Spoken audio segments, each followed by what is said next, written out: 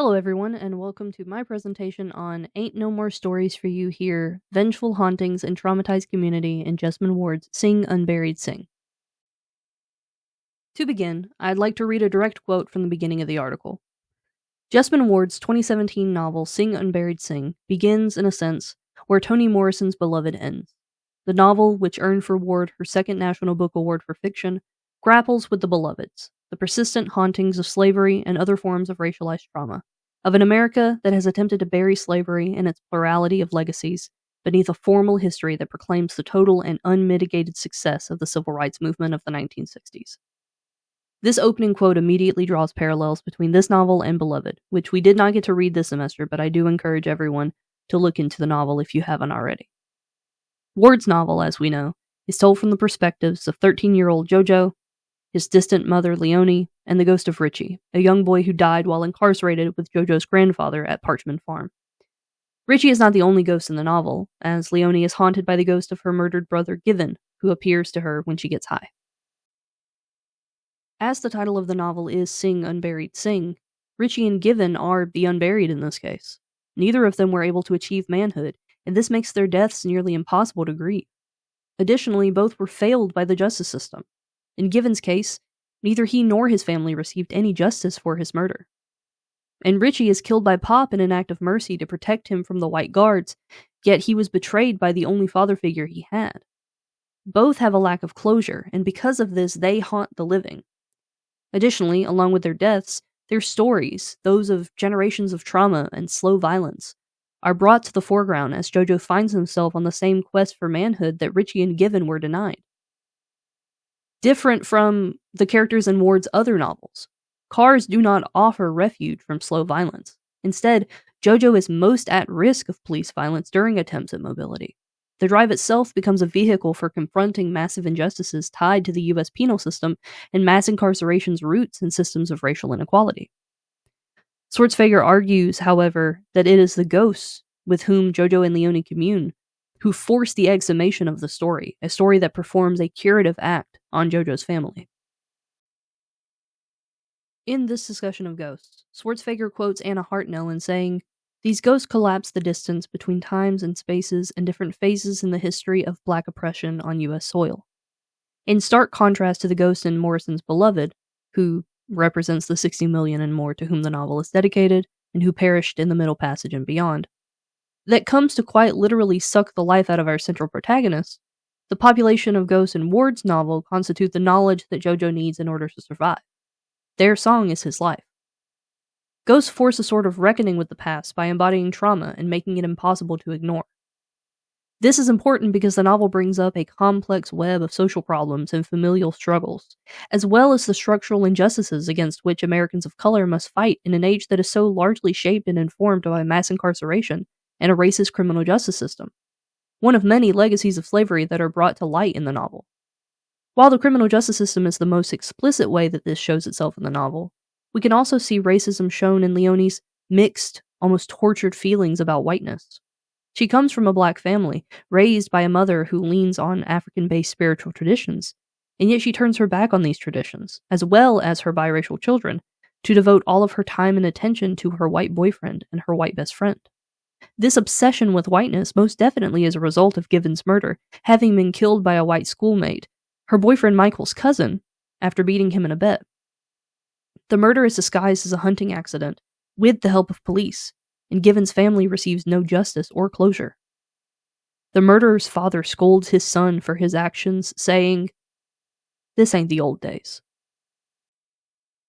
The ease with which this murder is handled, with the sole purpose of minimizing the repercussions felt by the white offender, shows that little has changed between the early days of Jim Crow and the post-Hurricane Katrina murder of Given. This is the world that Jojo is operating in, is trying to achieve the manhood that Given and Richie were unable to in. And although Given's ghost only appears to Jojo at the end of the book, his death looms over the entire family throughout the novel. Richie's killing at the hands of Pop also looms over Jojo and shapes the lessons Jojo learns from Pop as his primary father figure. Pop helps Jojo grow by telling him stories, but these stories also help connect Jojo to Mam and Pop, as well as their even more distant ancestors. We can see this connection again when Pop gives Jojo the Grigri bag before he leaves on the road trip. Swartzfager explains that although it is meant for good luck and protection from evil, it also serves to connect JoJo with Pop and the many generations of hoodoo practitioners who lie behind him, linking the past and present. There are many dangers from which this mojo could be intended to protect JoJo, from his parents' volatility, to drug smuggling hosts, to the hazards of the road. But the thing that most imperils JoJo is the American criminal justice system. The unfair targeting of black men and youth is the core of many of Ward's writings, and it always ties back to the foundation of the U.S., built on a history of slavery and unable to be untangled from that history. Sing Unburied Sing performs exactly these tasks by showing how the intergenerational transmission of knowledge is used to cope with and solve problems experienced by early generations that persist and impact younger generations. We see this in the Grigri bag, as it represents a cultural transmission with historical roots, a way to deal with social problems by using spiritual traditions, resisting physical and psychological violence, cultural annihilation, and institutional racism. Pop giving the bag to JoJo shows a historical continuity of these problems, experienced by Pop and eventually by JoJo when they are pulled over on the way back from Parchman. JoJo, because of Pop's stories, is aware of the dangers of their situation. And by fiddling with the Grigri bag in his pocket, he draws the attention of the officer, who then draws his gun on JoJo, insulting him as he points the weapon at JoJo's face. The ghost of Richie, having hitched a ride from Parchman, tells JoJo, "They're going to chain you." As Swartzfager comments, this incident is reminiscent of the real-life killings of Trayvon Martin or Tamir Rice, the latter of which was killed by a police officer. These experiences are rooted in the post-emancipation criminal justice system, one that was created to control newly free black populations. Under this system, whenever a crime was committed, only black individuals were suspects, and almost no one besides them went to trial. We see another example of this system in Parchman, one of the many Southern plantation-style prisons, evolved from the black codes and a convict leasing system that almost only leased black convicts. Even after all of this, those incarcerated were not immune to lynchings and other forms of racialized violence. The legacy of slavery has carried through the way black communities are systematically criminalized, as seen in both Pop's undeserved and overly harsh imprisonment and JoJo's encounter with the officer. It is important to note that even Michael, his relatively apathetic white father, who has done time at Parchman himself, is aware and fearful of the suffering that he believes awaits his biracial but black-identifying son at the hands of the criminal justice system and other institutions. Swartzfager quotes a conversation Michael has with JoJo following the oil rig explosion, in which Michael recalls the BP scientists saying that large groups of animals can die unexpectedly and without identifiable cause. To quote the book, "And then Michael said something I'll never forget. And when that scientist said that, I thought about humans, because humans is animals. The way he looked at me that night told me he wasn't just thinking about any humans. He was thinking about me.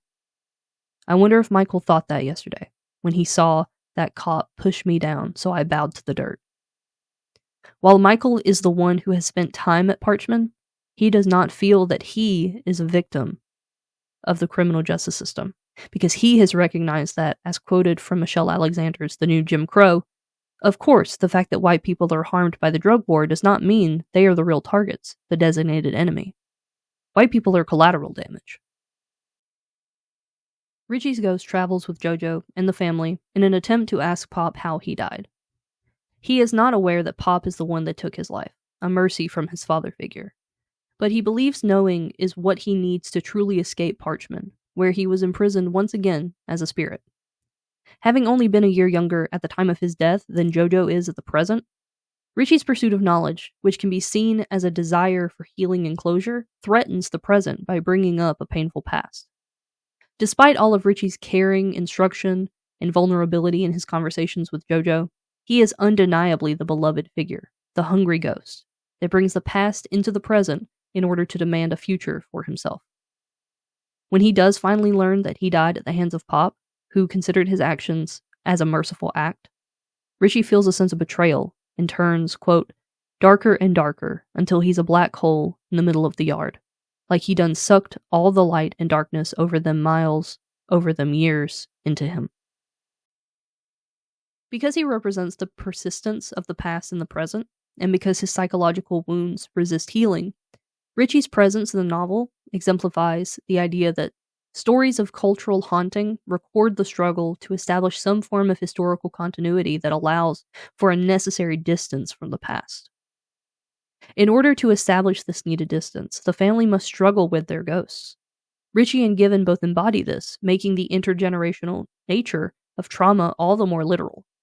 Ritchie and JoJo's relationship emphasizes the parallels of their experiences, but any distance that Pop might have wanted to maintain is gone by telling JoJo how Ritchie's story ends. However, for a haunting to come to a close, an ending must truly be an ending. And because of this, Ritchie's haunting becomes more pernicious after learning exactly how he died. According to Swartzfager, these circumstances highlight the damage that American institutions have wreaked on Black families and communities.